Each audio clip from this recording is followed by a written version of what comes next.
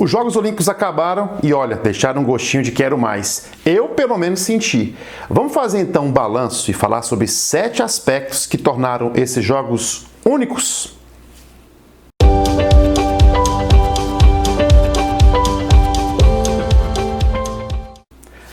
Antes de começar, eu peço aquele seu tradicional like no vídeo, que você siga o nosso canal e habilite o sininho para ser avisado sempre que fizermos um vídeo novo. E não se esqueça também de baixar os nossos e-books gratuitos sobre marketing esportivo, direito desportivo e branding no esporte, cujos links estão na descrição desse vídeo.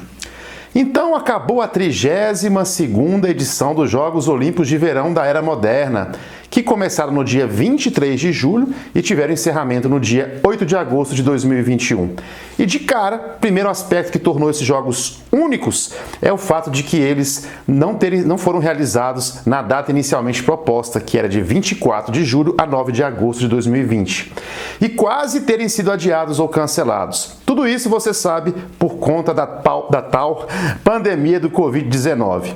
Esse fato alterou profundamente a gestão desse evento, principalmente a entrega dos apartamentos da Vila Olímpica e outras instalações que foram comercializadas e seriam ocupadas pós-Olimpíada. Então, tiveram que ter os seus contratos ajustados e postergados. Além disso, certamente pode ter dificultado ou impedido a ida de vários atletas que já estavam no limite da sua idade e até mesmo da sua própria capacidade física. Muito bem. Um segundo aspecto que tem a ver com o primeiro foi a própria realização de um mega evento como esse durante uma pandemia. Vale lembrar que antes do início dos Jogos, o Japão estava registrando novamente um aumento sensível do número de casos, o que fez com que cerca de 80% da população ficasse contra o evento e defendesse o seu cancelamento ou então o seu adiamento mais uma vez. Esse fato, gente, teve impacto fundamental nas questões de marketing, pois primeiramente, foram praticamente eliminados os jogos com a presença de público.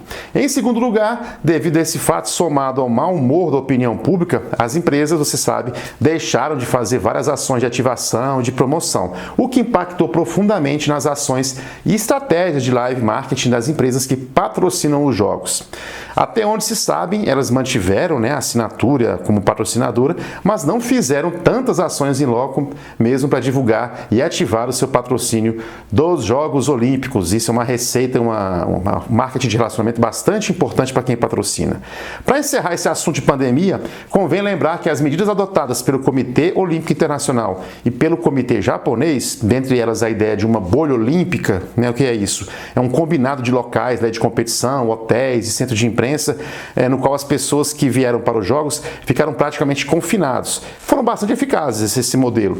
Mesmo com alguns episódios de aglomeração, a alta taxa de vacinação entre atletas e jornalistas, os testes diários e o distanciamento social mantiveram taxas de infecção controladas. Os organizadores registraram 404 infecções relacionadas aos Jogos desde 1º de julho e realizaram quase 600 mil testes, com uma taxa de infecção, portanto, de 0,02%, muito baixa.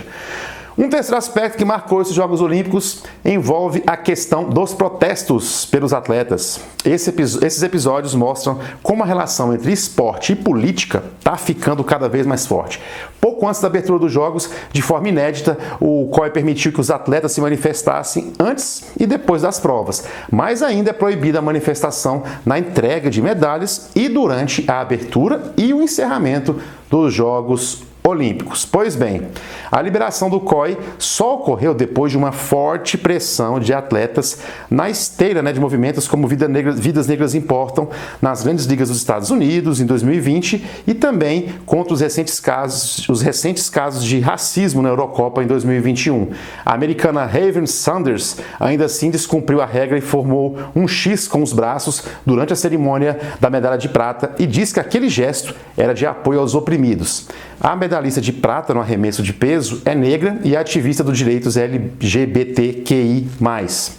Bom, também tivemos protestos contra o racismo capitaneados por jogadoras de 5 seleções de futebol feminino. Além disso, a ginasta Luciana Alvarado, da Costa Rica, também foi outra que se manifestou, terminando sua prova com os punhos cerrados, ali também em referência à pauta, que é muito importante, a pauta antirracista.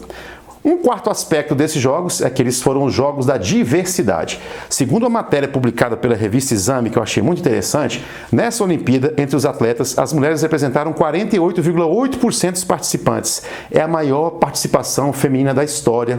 Em 2016, pra você ter uma ideia, a representação era de 45%. Então, um avanço significativo quando comparado, por exemplo, com 1980, quando as mulheres eram apenas 21,5% do total, segundo o COI. Bom, a edição atual dos Jogos Olímpicos também é a primeira na qual competem atletas transgêneros e é, sem dúvida alguma, a edição que soma o maior número de atletas que se declararam publicamente LGBTQI+, foram cerca de 160. Um quinto ponto muito importante discutido nesses Jogos foi a questão da saúde mental no esporte. Colocar a questão da saúde mental em cima da mesa significa muito para mim, porque as pessoas precisam entender que somos seres humanos. Essa foi uma fala da estrela da ginástica norte-americana Simone Biles, na noite em que ela voltou, para conquistar um bronze na trave de equilíbrio depois de uma prata com a seleção do seu país na final por equipes. Você sabe, ela dias antes desistiu de participar de 4 finais justamente por conta de problemas de confiança, cansaço mental e também de estresse. Depois da ginasta desistir de disputar várias finais para cuidar da sua saúde mental, outros atletas também jogaram luz sobre a importância desse tema durante os Jogos do Japão. E o assunto já está no radar do Comitê Olímpico Internacional. Ansiedade e depressão, gente, são hoje os principais problemas relatados pelos atletas. E é urgente que o comitê, que as modalidades e a sociedade também jogue mais luz sobre esse assunto e se desmistifique o mito de um atleta como um super-homem ou uma super-mulher. São seres humanos. Um sexto ponto que chamou muita atenção nas Olimpíadas de Tóquio foi o banimento da Rússia desta edição dos Jogos. Os atletas russos participaram com a sigla ROK nos uniformes, que quer dizer em português Comitê Olímpico Russo. A Rússia, para você entender, foi banida após um escândalo grave de doping. E essa foi a saída para que os atletas russos, que comprovadamente não têm vínculo com esse caso, não perdessem todo ali o investimento dessa carreira nesse ciclo olímpico. Esse escândalo começou em 2015, quando surgiram evidências de casos de doping em massa no esporte russo. Em 2019, a WADA, a Agência Mundial Antidoping, concluiu que os russos alteraram dados de exames de laboratórios sem autorização, plantaram evidências falsas e apagaram arquivos conclusivos de possíveis casos de doping. Olha que gravidade. Tudo isso patrocinado pelo governo russo. Um escândalo bastante grave que afeta os valores do esporte, E o sétimo ponto que destacamos aqui é o desempenho do Brasil. Você achou que eu não ia falar?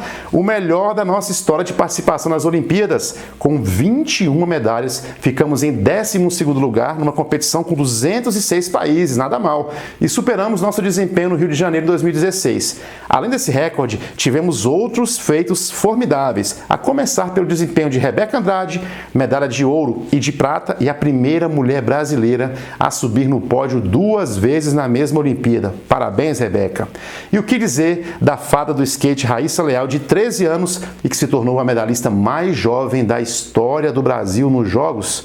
Tivemos também uma medalha de bronze heróica do nosso tênis feminino, conquistada por Luiz Stephanie e Laura Pigossi, que contamos em um dos nossos vídeos que fizemos nessas Olimpíadas. A descrição está aqui, nesse ponto aqui do vídeo, tá? Você pode assistir novamente se quiser. Nessa edição dos Jogos, outro fato inédito foi que conseguimos medalhas em 13 modalidades diferentes. Convém lembrar que os novos esportes que estrearam nesses Jogos, como o skate, o surf, o amadurecimento da ginástica brasileira e a confirmação do excelente desempenho, de grandes nomes como Isaquias Queiroz na canoagem, Martine Grael e Karina Kunze no iatismo, Mayra Aguiar no judô e do Thiago Braz no atletismo, por exemplo, foram também muito importantes para esse excelente resultado brasileiro. Olha só, ainda assim, nós precisamos discutir e melhorar a sustentabilidade do esporte de alto rendimento do nosso país. As medalhas chegam muitas vezes muito mais por empenho pessoal dos nossos atletas olímpicos, porque muitos deles bancam a preparação, na maioria das vezes, do próprio bolso. Na minha opinião, este é um fato que deveria nos envergonhar como país e não ser motivo de celebração romântica de um heroísmo, como eu vi em postagem de rede social e até na imprensa. Mas é importante aqui também um contraponto. É fato que essa situação já melhorou muito em modalidades como a ginástica, como o judô, a canoagem, o atletismo, o vôlei, surf, natação, por exemplo. Mas ainda falta patrocínio e condições ideais de treinamento e investimentos públicos que são fundamentais para outras modalidades e para o incentivo à prática esportiva, inclusive nas escolas, com recursos públicos para a iniciação esportiva e busca de novos talentos. Por outro lado, as empresas privadas também precisam aumentar sua contribuição e não apenas buscar explorar a imagem do atleta quando ele se torna um vencedor e bota ali com méritos próprios muitas vezes uma medalha no peito, não é isso? Por fim, convém aqui fazer uma justiça e lembrar que nesses jogos nós colhemos os frutos do investimento do Estado lá atrás em programas como o Bolsa Atleta, que foi criado em 2005, e o Plano Brasil Medalhas, criado em 2012, e que tinha como objetivo colocar o Brasil entre os 10 primeiros países nos Jogos Olímpicos e entre os 5 primeiros nos Jogos Paralímpicos do Rio de Janeiro, em 2016. Bom, o plano, mesmo com falhas, ajudou sim a formar nova geração de atletas das modalidades e estruturar centros de treinamentos que atendem desde as equipes principais do alto rendimento até as categorias de base. Muito bem, na época, o Plano Brasil Medalhas assegurou cerca de 1 bilhão adicional aos esportes olímpicos e paraolímpicos em sua preparação para os Jogos do Rio 2016. Uma parte desse montante, 328 milhões, se destinava justamente a apoiar as seleções por diversas ações, entre elas a Bolsa Pódio, contratação de técnicos e equipes multidisciplinares, compra de equipamentos e materiais e viagens para treinamentos e competições dos nossos atletas. O que esse fato mostra? Como é demorado se formar uma geração olímpica vencedora e que possivelmente o plano de quase 20 anos atrás, que esperava colher os melhores frutos no Rio em 2016, errou a estimativa por 5 anos e colheu agora nos Jogos de Tóquio.